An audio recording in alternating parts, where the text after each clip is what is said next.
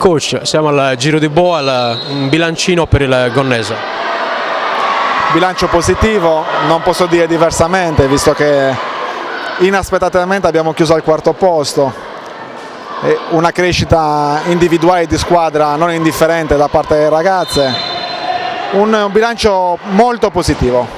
Non ho niente da rimproverare alle ragazze, non ho niente da rimproverare alla società, non abbiamo niente da rimproverarci, è tutto un ottimo lavoro, un ottimo giorno di andata, è solo positivo.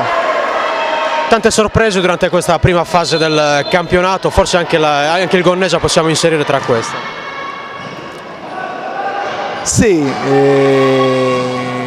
non conoscevo la realtà del campionato prima che iniziasse, quindi non so realmente quante sorprese ci siano. So che noi non ci aspettavamo il risultato che stiamo ottenendo, speriamo di continuare così, speriamo di continuare a lavorare, ma non soltanto dal punto di vista dei risultati, ma soprattutto dal punto di vista lavorativo in palestra. Sono ragazze che lavorano, ragazze che stanno crescendo e continuiamo a lavorare in questo modo.